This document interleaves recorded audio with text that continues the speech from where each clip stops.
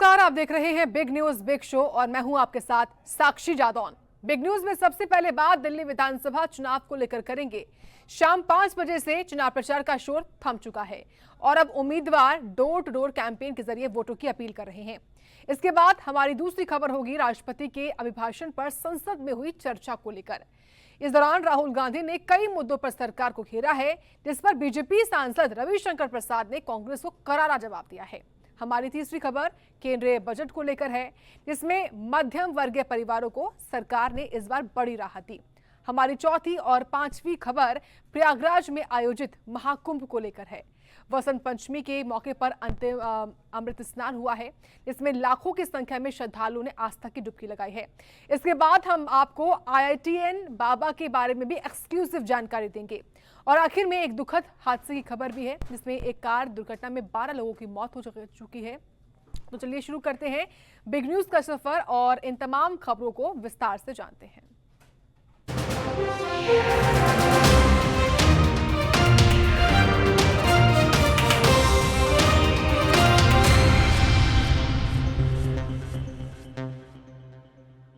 दिल्ली विधानसभा चुनावों को लेकर पार्टी प्रत्याशियों के प्रचार का शोर अब थम गया है।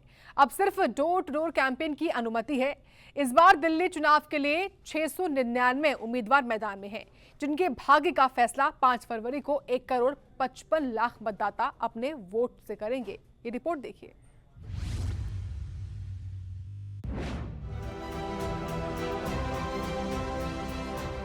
पांच फरवरी को होने वाले दिल्ली विधानसभा चुनाव को लेकर राजनीतिक दलों के प्रचार का शोर थम गया है। अब पार्टी के नेता और कार्यकर्ता सिर्फ डोर टू डोर कैंपेन के जरिए और अपने पक्ष में वोट की अपील करेंगे। इस विधानसभा चुनाव से तीनों प्रमुख दलों को काफी उम्मीदें हैं। एक तरफ आम आदमी पार्टी जीत का चौका लगाने उतरी है, तो दूसरी ओर बीजेपी को दिल्ली में 27 साल बाद कमल खिलने की उम्मीद है, जबकि कांग्रेस अपनी खोई हुई जमीन वापस चाहती है। बता दें कि दिल्ली विधानसभा के सभी 70 सीटों पर इस बार 699 उम्मीदवार चुनावी मैदान में हैं, जिनके भाग्य का फैसला 1,55,00,000 मतदाता करेंगे। इनमें 71,74,000 महिला मतदाता है और 83,49,000 पुरुष मतदाता है। वहीं थर्ड जेंडर मतदाताओं की संख्या 1,261 है।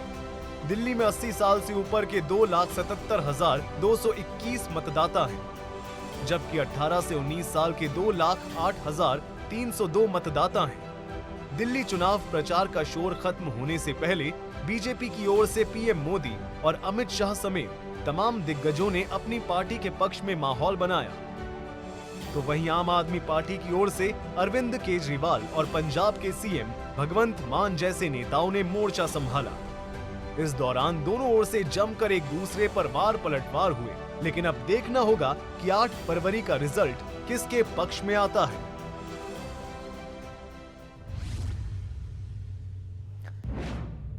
अब बात राष्ट्रपति के अभिभाषण के बाद धन्यवाद प्रस्ताव पर चर्चा की। इस दौरान दोनों ही सदनों में जोरदार हंगामा देखने को मिला। लोकसभा में नेता प्रतिपक्ष राहुल गांधी ने सरकार के सामने बेरोजगारी, हिंसा, मेक इन इंडिया अभियान और चीन की चालाकी समेत कई मुद्दे उठाए। राहुल गांधी ने कहा कि केंद्र सरकार सभी मामलों में विफल साबित हो रही है। इसी पर देखिए अगली रिपोर्ट।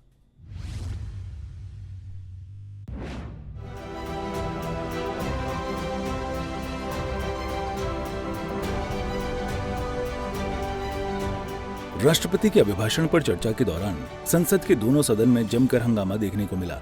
लोकसभा में नेता प्रतिपक्ष राहुल गांधी ने कई मुद्दों पर केंद्र सरकार की विफलता गिनाई। राहुल गांधी ने कहा कि देश से बेरोजगारी कांग्रेस और बीजेपी दोनों ही खत्म नहीं कर पाई हैं। The first thing in front of us, and this is something I'm sure the Prime Minister would accept, and pretty much everybody in this room will accept, is that even though we have grown fast. We are growing slightly slower now, but we are still growing. A universal problem that we have faced is that we have not been able to tackle the problem of unemployment. No, neither the UPA government nor today's NDA government has given a clear-cut answer to the youth of India about employment. I don't think anybody in this room will disagree with me. संसद में बोलते हुए राहुल गांधी ने make in India कार्यक्रम पर भी सवाल उठाया।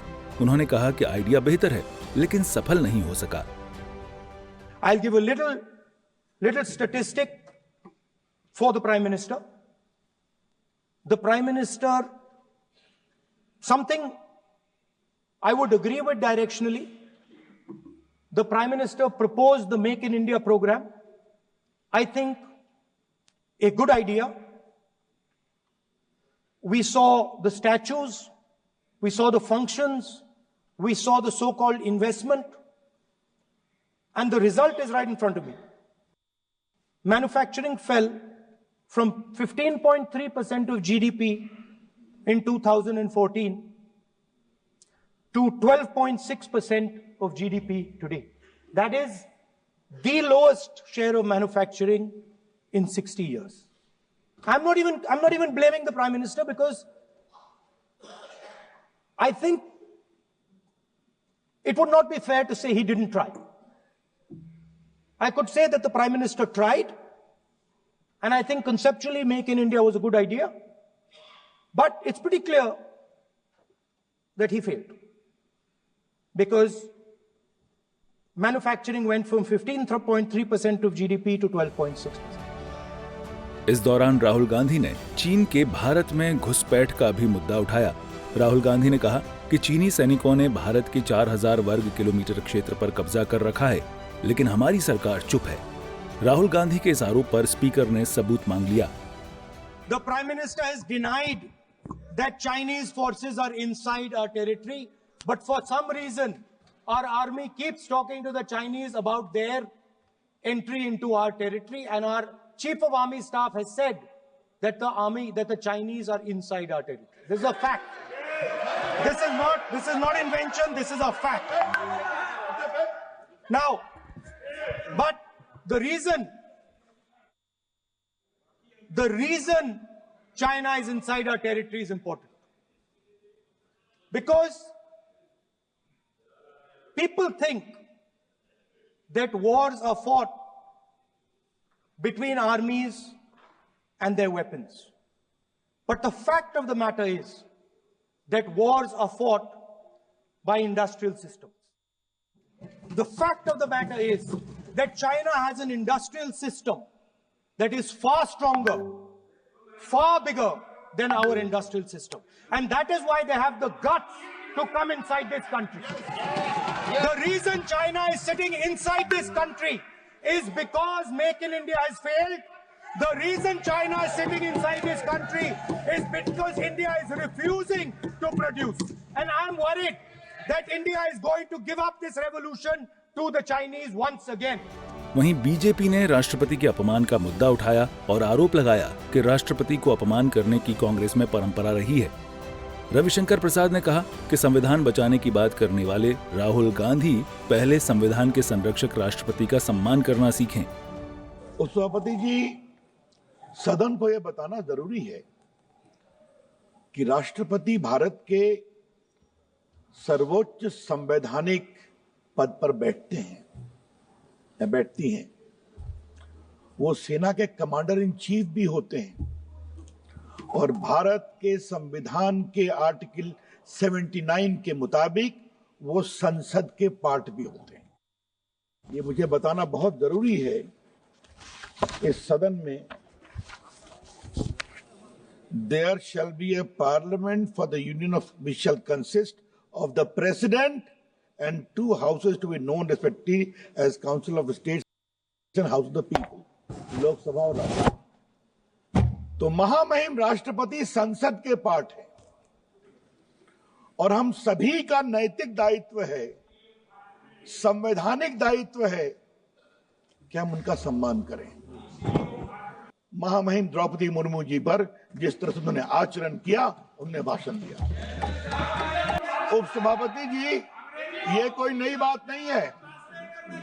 आज जब विषय निकला है तो उसको रखना जरूरी है। ये कोई पहली बात हुआ है क्या?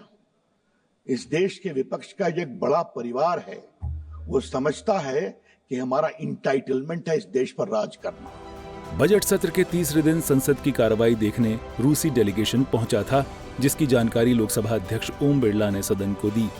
ब्यूरो रिपोर्ट, सूर्या समाचार।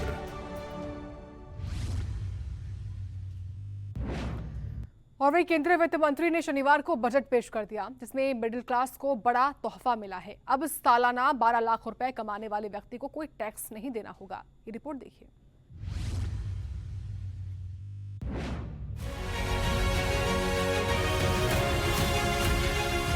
बजट में इनकम टैक्स को लेकर बड़ी राहत दी गई है। न्यू टैक्स रिजीम के तहत अब 12 लाख रुपए तक की कमाई पर कोई टैक्स नहीं देना होगा।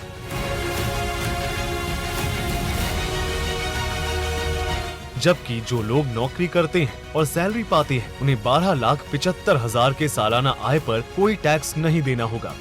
अगर हम सरकार की ओर से जारी नए टैक्स स्लैब की बात करें तो 0 से 4 लाख रुपए तक कोई टैक्स नहीं लगेगा। वहीं 4 से 8 लाख रुपए पर 5%, 8 से 12 लाख रुपए पर 10%, 12 से 16 लाख रुपए पर 15%, 16 से 20 लाख रुपए पर 20%, 20 से 24 लाख रुपए पर 25% और 24 लाख से अधिक की आय पर 30% का टैक्स लगेगा। नई रिजीम में टैक्स बेनिफिट की गणित को समझें तो पहले 8 लाख की आय पर 30,000 रुपए हमें टैक्स के रूप में देना पड़ता था, लेकिन अब नए टैक्स के अनुसार 8 लाख पर हमें 20,000 रुपए का टैक्स देना होगा, जिससे हमें 10,000 रुपए का फायदा हुआ। यानी हमें अभी भी 20,000 रुपए का टैक्स जमा करना है। हालांकि नई टैक्स रिजीम में 12 लाख रुपए तक की छूट सरकार की ओर से दी गई है, जिससे 12 लाख तक की सालाना कमाई वालों को कोई टैक्स नहीं देना होगा और उनकी पूरी टैक्स की राशि की बचत हो गई। वहीं 9 लाख पर पहले हमें 40,000 रुपए का टैक्स देना पड़ता था, लेकिन अब नए टैक्स के अनुसार 9 लाख पर हमें 30,000 रुपए का टैक्स देना होगा, जिससे हमें 10,000 रुपए की बचत हुई। इसी प्रकार 10 लाख पर पहले हमें 50,000 रुपए टैक्स के रूप में देना पड़ता था, लेकिन नए टैक्स के अनुसार अब हमें 40,000 रुपए देना होगा। 11 लाख पर पहले हमें 65,000 रुपए टैक्स देना पड़ता था, लेकिन अब हमें 50,000 रुपए का टैक्स देना होगा। इसी तरह 12 लाख की आय पर हमें पहले 80,000 रुपए टैक्स देने पड़ते थे, लेकिन अब नए टैक्स स्लैब के अनुसार 60,000 रुपया देना होगा। हालांकि सरकार ने इनकम टैक्स एक्ट की धारा 87A के तहत इन आय पर लगने वाले टैक्स को माफ कर दिया है, जिससे हमें 12 लाख तक की आय पर किसी तरह का टैक्स नहीं देना होगा। 12 लाख से ऊपर की आय की बात करें तो 16 लाख की आय पर पहले हम 1,70,000 रुपए बतौर टैक्स के रूप में जमा करते थे, लेकिन अब नए टैक्स स्लैब के अनुसार हमें 1,20,000 रुपए जमा करना होगा, जिससे आयकर दाता को 50,000 रुपए का बचत हुआ। इसी तरह 20 लाख पर पहले हम 2,90,000 रुपए टैक्स जमा करते थे, लेकिन अब हमें 2 लाख रुपए बतौर टैक्स जमा करना होगा। वहीं पहले हम 24 लाख पर 4,10,000 रुपए का टैक्स जमा करते थे, लेकिन अब नए टैक्स स्लैब के अनुसार हमें 3 लाख रुपए जमा करना होगा। इसी तरह सरकार ने 50 लाख तक के आय वाले वर्गों को भी राहत दी है, जिससे उन्हें 10,80,000 रुपए का बचत हुआ। पुरानी और नई टैक्स स्लैब का जिक्र करें तो पहले 3 लाख रुपए तक की आय पर किसी तरह का टैक्स नहीं लगता था, जिसे अब बढ़ाकर 4 लाख रुपए तक कर दिया गया है। इसी तरह पहले 3 से 7 लाख रुपए पर 5% का टैक्स लागू था, जिसके स्लैब को बढ़ाकर 4 लाख से 8 लाख रुपए कर दिया गया है, जिस पर 5% का टैक्स लगाया गया है। इसी तरह 7 से 10 लाख पर पहले 10% का टैक्स लागू था, जिसके स्लैब को बढ़ाकर 8 से 12 लाख कर दिया गया है। पहले 10 से 12 लाख रुपए पर 15% का टैक्स लागू था, जिसके स्लैब को बढ़ाकर 12 से 16 लाख रुपए, 12 से 15 लाख रुपए के स्लैब को बढ़ाकर 16 से 20 लाख रुपए किया गया, जिसके टैक्स रेट में किसी तरह का कोई बदलाव नहीं किया गया। इसी तरह पहले जहां 15 लाख रुपए की आय पर 30% का टैक्स लागू था, जिसे वर्तमान में 2 स्लैबों में बांटा गया। पहला 20 से 24 लाख, जिस पर 25% का टैक्स, और दूसरा 24 लाख से ज्यादा का टैक्स, जिस पर 30% का टैक्स तय किया गया है। गौरतलब है कि नौकरी पेशा लोगों के लिए 75,000 के स्टैंडर्ड डिडक्शन के साथ ये छूट 12,75,000 रुपए हो गया है। यानी नौकरी पेशा वाले लोगों की बल्ले बल्ले हो गई। ब्यूरो रिपोर्ट, सूर्या समाचार।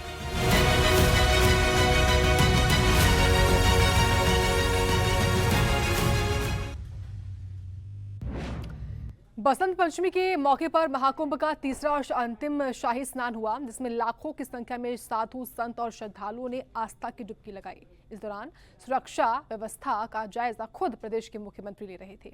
वहीं साधु संत भी महाकुंभ के अंतिम स्नान और प्रशासनिक व्यवस्था से बेहद प्रसन्न दिखाई दिए।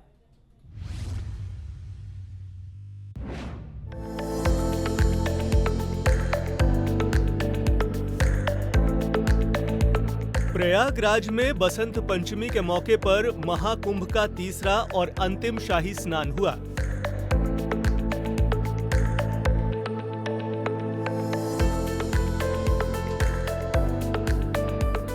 जिसमें लाखों की संख्या में श्रद्धालुओं ने संगम में आस्था की डुबकी लगाई।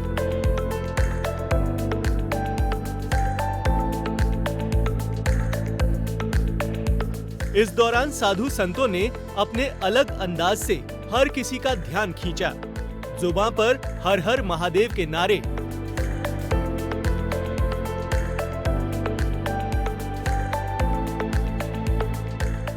हाथों में तलवार, गदा, डमरू और शंख, शरीर पर भभूत और चेहरे पर काला चश्मा। संतों का ये अंदाज बेहद आकर्षित था।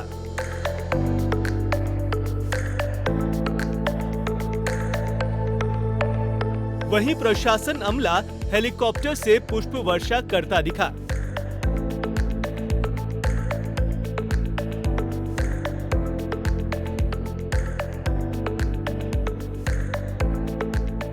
अमृत स्नान के लिए उमड़ी भीड़ को देखते हुए सुरक्षा व्यवस्था का खास ख्याल रखा गया था।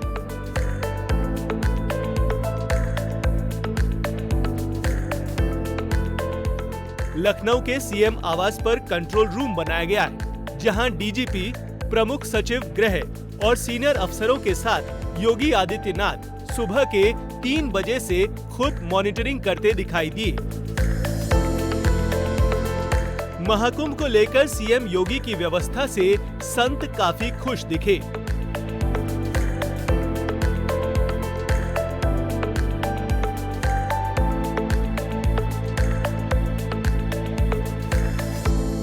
अद्भुत प्रबंधन है।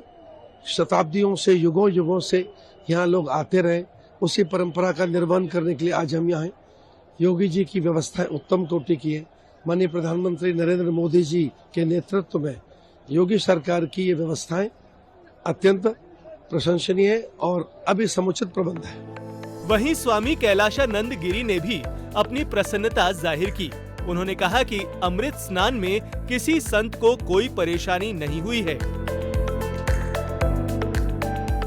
मैं विशेष करके योगी आदित्यनाथ जी को बधाई देना चाहूंगा, धन्यवाद देना चाहूंगा कि उन्होंने सभी 13 के 13 अखाड़ों के लिए जो दिव्य, भव्य और सुंदर व्यवस्था कराई, मैं उसके लिए सरकार का आभारी हूं। सरकार को बधाई देता हूं। आचार्य होने के नाते लाखों, हजारों और करोड़ों अगर कह सकते हैं तो कम नहीं है, तो करोड़ों, अतिशयोक्ति नहीं होगी, करोड़ों अनुयायियों का प्रतिनिधित्व करता हूं।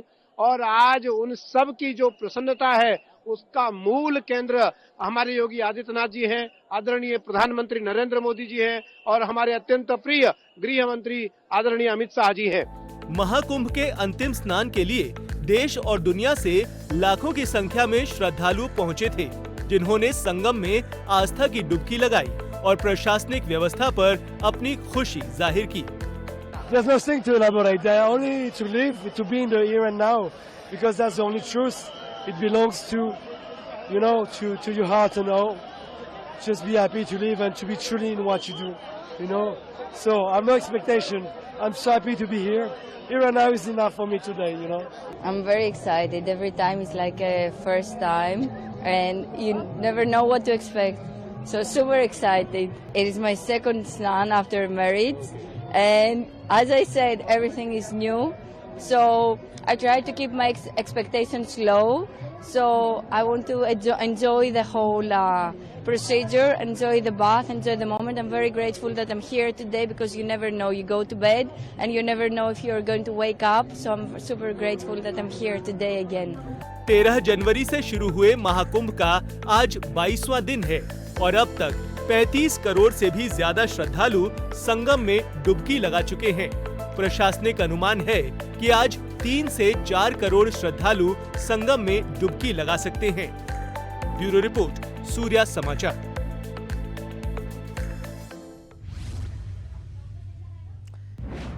तो देखिए, प्रयागराज महाकुंभ में राजनीति से जुड़ी हुई कई बड़ी हस्तियां भी आस्था की डुबकी लगा चुकी हैं और अब इस लिस्ट में हिमाचल प्रदेश के उप मुख्यमंत्री मुकेश अग्निहोत्री के बाद कांग्रेस के प्रदेश अध्यक्ष प्रतिभा सिंह और मंत्री विक्रमादित्य सिंह का भी नाम जुड़ गया है। तस्वीर देखिए आप, उन्होंने सोशल मीडिया पर भी अपना फोटो जो है वो शेयर किया और लिखा कि प्रयागराज में आस्था के कुंभ में गंगा मैया में डुबकी लगाए, गंगा मैया सबके दुखों को हरे, इसी कामना के साथ जय गंगा मैया। ये तस्वीरें देखिए, कैबिनेट मंत्री हैं विक्रमादित्य सिंह, उन्होंने और उनकी मां जो कि कांग्रेस के प्रदेश अध्यक्ष भी हैं प्रतिभा सिंह, उनके साथ आस्था की डुबकी लगाई है और साथ ही वो पूजा भी करती हुई नजर आई हैं। ये देखिए, महाकुंभ में वो संगम नगरी में भक्ति में अंदाजा में नजर आए हैं।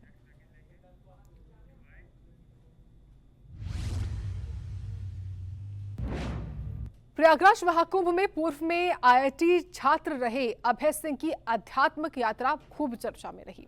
कहा यह जाता है कि अभय सिंह ने लाखों रुपए का पैकेज छोड़कर भगवान शंकर की शरण ले ली है। हम आपको अभय सिंह के टीचर की जुबानी बताते हैं कि अभय सिंह छात्र जीवन में कैसे थे।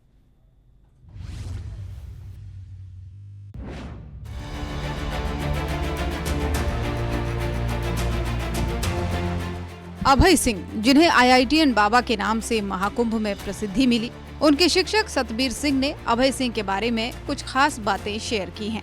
सतबीर सिंह ने बताया कि कैसे अभय ने 2005 से 2007 तक डीएच लॉरेंस स्कूल झज्जर में पढ़ाई की और उन दिनों में वो अव्वल छात्र थे। सतबीर ने विशेष रूप से उनकी स्मरण शक्ति की चर्चा की।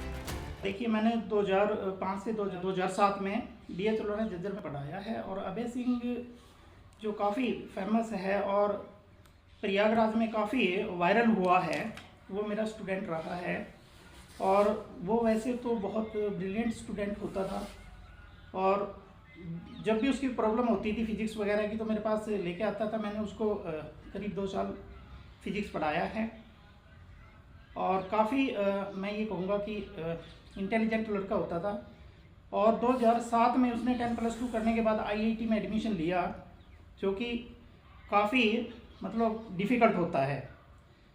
पूरे इंडिया में ही नहीं, मैं तो ये कहूँगा कि पूरे विश्व के अंदर जो आईआईटी में एडमिशन लेना बहुत डिफ़िकल्ट होता है। और जैसे ही इसने अध्यात्म का रास्ता अपनाया है तो उसमें ये है कि इसने मेरे विचार में साइंस को भी पीछे छोड़ दिया। क्यों? क्योंकि इसने इतना पढ़ने के बावजूद भी, अपने आप को बिल्कुल इतना इस्टेब्लिश करने के बावजूद भी, इसका जो पैकेज है जैसा कि सुनने में आ रहा है 36 लाख रुपए एनम होता था, तो वो इतना अच्छा पैकेज छोड़ने के बाद भी ये अध्यात्म के रास्ते पे आया है, तो ये बहुत ही गहरा विषय है। सतबीर सिंह ने कहा कि अभय ने एक ऐसा रास्ता अपनाया जो कई लोग समझ नहीं पाते। उन्होंने कहा कि ये कोई आम कहानी नहीं है, क्योंकि अभय ने लाखों रुपए का पैकेज छोड़कर आध्यात्म की ओर रुख किया है और अभय के इस फैसले से वो काफी खुश हैं। विदाई समारोह होता, विदाई समारोह में इसने जो है ना माइक वगैरह संभाले हुआ था, स्टेज संचालन किया हुआ था, तो इसका मेरे प्रति भी थोड़ा सा लगाव होता था। तो इस जो मेरी जो बातें होती थी ना, कुछ तकिया कलाम शब्द होते हैं, जैसे मैं ये कहता था कि ठीक है, तो इसने उस समय मेरे को पूरे स्टेज में सबके सामने ये कहा ठीक है करके इसने मेरी मिमिक्री की। तो मैंने जैसे प्रोग्राम ख़त्म हुआ तो इसको कहा कि अबे आपने अच्छा नहीं किया बेटे, ये कुछ ज़्यादा ही मेरे को वो ले लिया। तो कहने लगे कि सर आप जो है ना मेरे को भी अबे चौटाला बोलते थे, तो ये काफ़ी मतलब अच्छा स्टूडेंट होता था सर। बहरहाल अभय सिंह की यात्रा आज भी कई लोगों के लिए एक सवाल बनी हुई है, जिसने ये सोचने पर मजबूर किया कि कैसे कभी-कभी जीवन में इतने बड़े बदलाव के बावजूद भी किसी को अपना रास्ता ढूंढने की स्वतंत्रता मिलती है। सूर्य समाचार के लिए कुरुक्षेत्र से अशोक यादव की रिपोर्ट। महाकुंभ में बसंत पंचमी पर श्रद्धालुओं और संतों ने संगम में आस्था की डुबकी लगाई। वहीं अखाड़ों के साधु संतों झांकियों के साथ शोभा यात्रा निकालते हुए संगम घाट पहुंचे। मेले में बढ़ती भीड़ को देखते हुए प्रशासन ने सुरक्षा के पुख्ता इंतजाम भी किए हुए थे। ये रिपोर्ट देखिए।